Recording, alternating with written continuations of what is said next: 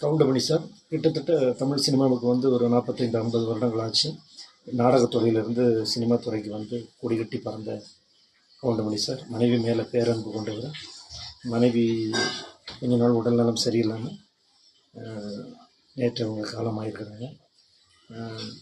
இன்னொன்று, சில நடிகர்களை பார்க்கும்போது வெளியிலேருந்து பார்க்கும்போது பிரமிப்பாக இருக்கும். கிட்ட போகும்போது ஐயோ இவரா அப்படிங்கிற மாதிரி தோணும். ஆனால் கவுண்டமணி சார் வந்து வெளியில் பார்க்கும்போது எவ்வளோ பிரமிப்போ அதே மாதிரி கிட்ட போகும்போதும் ஆகா இவ்வளோ ஒரு நல்ல மனுஷராக இருக்காரு அப்படிங்கிற மாதிரி நினைக்க தோன்ற ஒரு நல்ல மனிதர். நான் அவர் கூட நடித்தது ஒத்த ஒட்டு முத்தியால் ஒரு 2-3 நாள் தான்.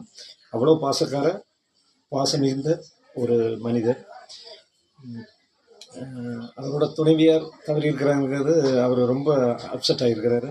பொதுவாக வந்து கணவன் இல்லாமல் கூட ஒரு மனைவி வந்து கஷ்டப்பட்டு வாழ்ந்துடலாம், சமாளிச்சுருவாங்க. ஆனால் மனைவி இல்லாமல் ஒரு கணவன் வாழ்கிறதுங்கிறது ஒரு ரொம்ப ஒரு கொடுமையான கஷ்டமான விஷயம். அது அது வந்து கவுண்டமணி சார் இந்த இழப்பை எப்படி ஈடு செய்ய போகிறாரு, எப்படி ஆறுதல் அடைய போகிறாருன்னு தெரில.